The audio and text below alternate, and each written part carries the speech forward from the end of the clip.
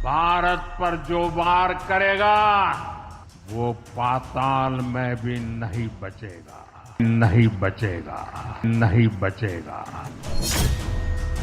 नरेंद्र मोदी पाताल में भी नहीं छोड़ेंगे, ऐसा हश्र करेंगे, ऐसा हमला करेंगे। मोदी ने यह मैसेज किसके लिए दिया है?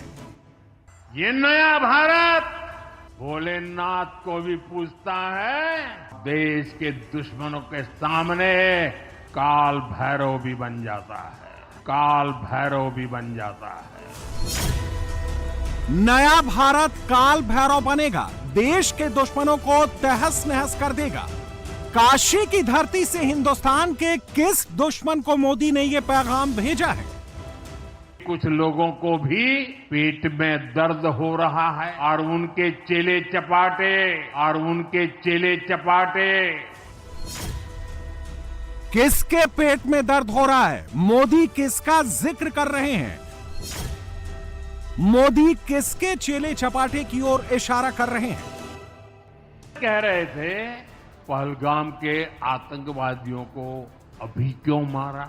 अब बताइए, क्या उनको फोन करूं क्या? मारू का ना मारू? नरेंद्र मोदी ने किससे पूछा आतंकियों को अभी क्यों मारा? मोदी ने किसके बारे में कहा कि उसे फोन करके इन्फॉर्म करके आतंकियों को मारूं क्या? नरेंद्र मोदी ने सिर्फ 55 मिनट में हिंदुस्तान के दुश्मनों को भी समझा दिया और अपने सियासी दुश्मनों को भी समझा दिया। हिंदुस्तान का दुश्मन यानी पाकिस्तान, हिंदुस्तान का दुश्मन यानी आसिम मुनीर, हिंदुस्तान का दुश्मन यानी हाफिज सईद, हिंदुस्तान का दुश्मन यानी मसूद अजहर। मोदी के सियासी दुश्मन यानी राहुल गांधी, अखिलेश यादव और इंडी अलायंस। प्रधानमंत्री ने हर हर महादेव के उद्घोष के साथ अपने पॉलिटिकल विरोधियों को कैसे चुन चुन कर जवाब दिया है, कैसे उनके एजेंडे को ध्वस्त किया है, इसकी फुल डिटेल बस थोड़ी देर में आपको देंगे।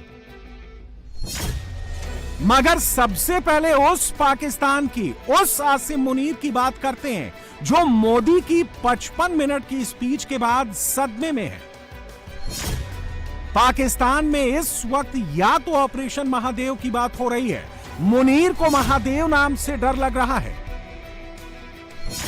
या फिर पाकिस्तानी ऑपरेशन सिंदूर का जिक्र कर करके भारत के अगले हमले का इंतजार कर रहे हैं। पाकिस्तान में ऑपरेशन सिंदूर और ऑपरेशन महादेव का यह खौफ अच्छा है। मुनीर के सारे आतंकी चुन चुन कर मारे जा रहे हैं। आज ही जम्मू कश्मीर के कुलगाम में 2 आतंकी मारे गए हैं। ऑपरेशन महादेव के बाद ऑपरेशन शिव शक्ति में इंडियन आर्म्ड फोर्सेस को कामयाबी मिली है। पिछले 100 दिनों में 12 आतंकी मौत के घाट उतारे जा चुके हैं, जिनमें से 6 आतंकी पाकिस्तान के थे।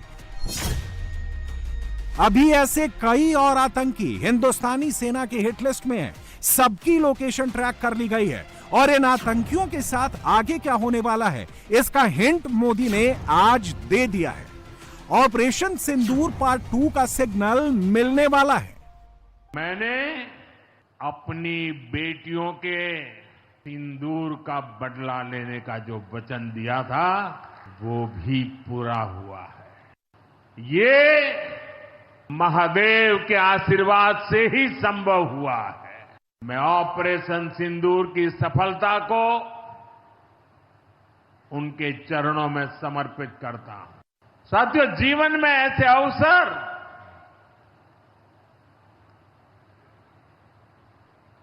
बहुत प्रेरणा देते हैं।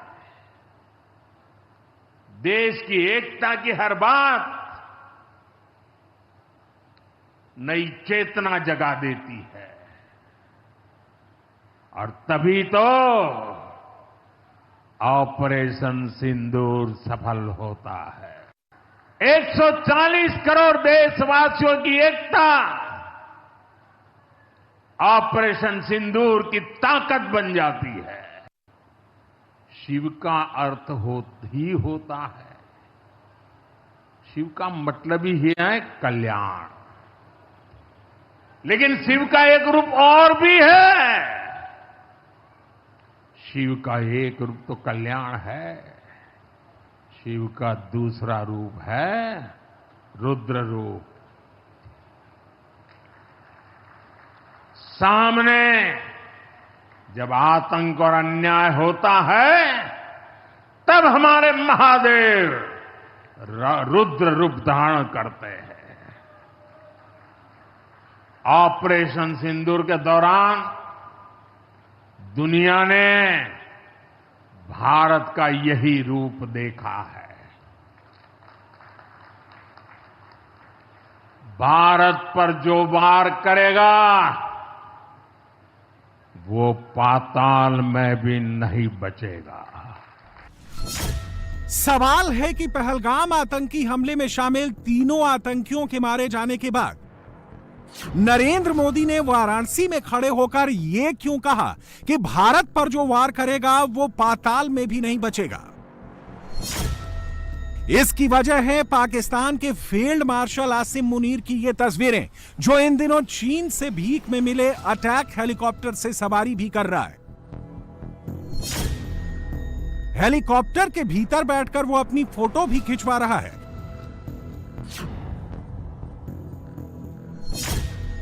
फुल स्टाइल में चश्मा लगाकर, हाथ में डंडा पकड़कर एचडी कैमरे से अपनी शूटिंग भी करा रहा है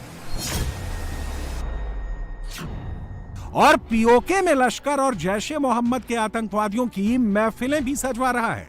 जैश का सरगना मसूद अजहर कुछ दिनों पहले ही पीओके में पाकिस्तानी फौज की फुल प्रोटेक्शन में नजर आया है।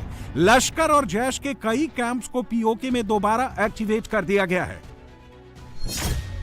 और अब मोदी ने इन आतंकवादियों के खिलाफ होने वाले ऑपरेशन सिंदूर पार्ट 2 की ओर बहुत बड़ा हिंट दे दिया है और इंडियन आर्मी ने इसका ट्रेलर दिखा दिया है। इंडियन आर्मी के वेस्टर्न कमांड ने कुछ घंटों पहले जो वीडियो जारी किया है उसका कैप्शन पढ़िए। लिखा है, तैयारी अभी जारी है, प्रिपरेशंस कंटिन्यूज। और इस तैयारी के लिए वेस्टर्न कमांड ने जो वीडियो जारी किया है उसमें मेड इन इंडिया हथियारों का दम दिखा है।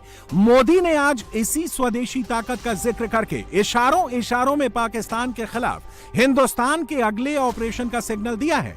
पाकिस्तान की नींद तोड़ने का इंतजाम मोदी ने कैसे किया, ये सुनिए।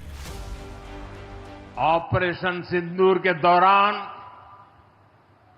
भारत के स्वदेशी हथियारों की ताकत पूरी दुनिया ने देखी है। हमारे एयर डिफेंस सिस्टम, हमारी स्वदेशी मिसाइलें, स्वदेशी ड्रोन्स, इन्होंने आत्मनिर्भर भारत की ताकत को साबित किया है। खासकर हमारी ब्रह्मोस मिसाइलें, इनकी दहशत भारत के हर दुश्मन के भीतर भर गई है। पाकिस्तान में कहीं यूं ही ब्रह्मोस आवाज आ जाए ना तो नींद नहीं आती। मैं यूपी का सांसद हूं। यूपी के सांसद के नाते मुझे खुशी है कि वो ब्रह्मोस मिसाइलें हमारे यूपी में भी बनेगी। आने वाले समय में यूपी में बने हथियार, हिंदुस्तान के हर भाग में बने हथियार भारतीय सेनाओं की ताकत बनेंगे।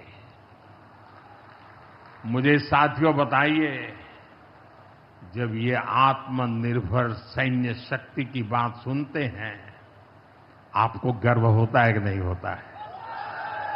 जरा पूरी ताकत से हाथ ऊपर करके बताइए, आपको गर्व होता है कि नहीं होता है? गर्व होता है कि नहीं होता है? बोले हर हर महादेव। अगर पाकिस्तान ने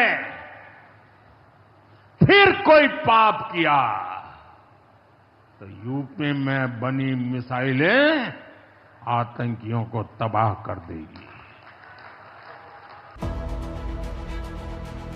मोदी ने जिस स्वदेशी ताकत का जिक्र किया, उसकी ताकत में और इजाफा करने की तैयारी इंडियन आर्मी ने शुरू कर दी है। ऑपरेशन प्रचंड शक्ति की ये तस्वीरें बता रही हैं कि अब की बार हिंदुस्तान की तरफ से पहले से भी ज्यादा बड़ा प्रहार करने की प्लानिंग है। और ऐसा सिर्फ एक ऑपरेशन नहीं हो रहा। ऑपरेशन सिंदूर के बाद ऑपरेशन महादेव, फिर ऑपरेशन शिव शक्ति और ऑपरेशन प्रचंड शक्ति एक्सरसाइज, फिर ऑपरेशन गगन विजय एक्सरसाइज। यकीनी तौर पर मोदी ने हिंदुस्तान की फौज को पाकिस्तान वाला नया टास्क सौंप दिया है। और इसकी प्रिपरेशन इसलिए भी जरूरी है क्योंकि पाकिस्तान का field marshal general Asim Munir इस बार अटैक की शुरुआत करने की फिराक में है और उसे पाताल लोक में भेजने के लिए हिंदुस्तान में ये तैयारियां हो रही हैं। पाकिस्तान के बाद अब मोदी के दूसरे दुश्मनों की बात करते हैं, यानी वो सियासी दुश्मन जो घर के भीतर बैठे हैं। और मोदी के पॉलिटिकल दुश्मनों की लिस्ट में सबसे पहला नंबर आता है राहुल गांधी और उनकी पार्टी का। संसद का मॉनसून सत्र शुरू होने के बाद से राहुल गांधी मोदी पर हमलावर हैं। दुर्भाग्य से ऑपरेशन सिंदूर की सफलता पर हमारे देश के कुछ लोगों को भी पेट में दर्द हो रहा है। ये कांग्रेस पार्टी और उनके चेले चपाटे, उनके दोस्त इस बात को पचा नहीं पा रहे कि भारत ने पाकिस्तान के आतंकी ठिकानों को तबाह कर दिया। मैं मेरे काशी के मालिकों से पूछना चाहता हूं,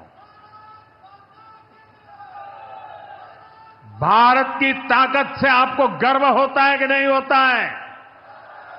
ऑपरेशन सिंदूर से गर्व होता है कि नहीं होता है? आतंकियों के ठिकानों को नष्ट करने का आपको गर्व होता है कि नहीं होता है? साथियों, आपने वो तस्वीरें देखी होगी कैसे हमारे ड्रोन्स, हमारे मिसाइल्स ने सटीक वार करके आतंक के हेडक्वार्टर्स को खंडहर बना दिया। पाकिस्तान के कई सारे एयरबेस तो आज भी आईसीयू में पड़े हैं। पाकिस्तान दुखी है, ये तो सब कोई समझ सकता है, लेकिन पाकिस्तान का ये दुख कांग्रेस और सपा से सहन नहीं हो पा रहा। उधर आतंक का आकार होता है, इधर कांग्रेस सपा वाले आतंकियों की हालत को देखकर रोते हैं। साथियों, कांग्रेस हमारी सेनाओं के पराक्रम का लगातार अपमान कर रही है। कांग्रेस ने ऑपरेशन सिंदूर को तमाशा कहा है। आप मुझे बताइए, सिंदूर कभी भी तमाशा हो सकता है क्या? हो सकता है क्या? क्या सिंदूर को तमाशा कोई कह सकता है क्या? हमारी सेना का पराक्रम और बहनों के सिंदूर का बदला तमाशा कहने की ये हिम्मत, ये निर्लज्जता। बात सिर्फ राहुल, प्रियंका या कांग्रेस के सांसदों तक सीमित नहीं रही। कांग्रेस की सोशल मीडिया की टीम को लीड करने वाले चेहरों को भी पाकिस्तानी चैनल्स ने अपने मुल्क में स्टार बना दिया है। राहुल के पोस्ट, कांग्रेस के पोस्ट हिंदुस्तान में तो दिखे ही दिखे, पाकिस्तान में भी उनके पोस्ट को रिपीट मोड में दिखाया गया। लेकिन सबसे चौंका देने वाला वाकया तो उस दिन हुआ जब ऑपरेशन महादेव में हिंदुस्तान की सेना ने पहलगाम आतंकी हमले में शामिल तीनों आतंकियों को जहन्नुम भेजा। और उसी दिन देश की संसद में समाजवादी पार्टी के सांसद अखिलेश यादव ने अजीबोगरीब सवाल पूछ लिया कि जिस दिन ऑपरेशन सिंदूर पर चर्चा की शुरुआत हुई उसी दिन उन 3 आतंकियों को क्यों मारा। कुछ विपक्षी पार्टियों को तो ऑपरेशन महादेव के नाम से भी दिक्कत थी। प्रधानमंत्री मोदी ने आज ना सिर्फ इस पूरे इकोसिस्टम की पोल देश के सामने खोलकर रख दी, बल्कि काशी की धरती से, महादेव की धरती से अपने सियासी दुश्मनों के साथ साथ हिंदुस्तान के दुश्मन पाकिस्तान को भी मैसेज भेज दिया कि 2025 का नया भारत भोलेनाथ की पूजा भी करता है और देश के दुश्मनों का काल भी बनता है। भाइयों बहनों, वोट बैंक और तुष्टीकरण की इस राजनीति में ये समाजवादी पार्टी भी पीछे नहीं है। ये सपा के नेता संसद में कह रहे थे पहलगाम के आतंकवादियों को अभी क्यों मारा। अब बताइए, क्या उनको पूछ फोन करूं क्या सपा वालों को, मारूं कि ना मारूं? कोई मुझे बताए भाई, सामान्य बुद्धि से बताए, क्या आतंकवादियों को मारने के लिए भी क्या इंतजार करना चाहिए क्या उन्हें भागने का मौका देना था क्या? ये वही लोग हैं जो यूपी में जब सत्ता में थे तब आतंकवादियों को क्लीन चिट देते थे, बम धमाके करने वाले आतंकियों से मुकदमे वापस लेते थे। अब उन्हें आतंकवादियों के मारे जाने पर परेशानी हो रही है। इन्हें ऑपरेशन सिंदूर के नाम पर परेशानी हो रही है। मैं इन लोगों को काशी की धरती से कहना चाहता हूं, ये नया भारत है।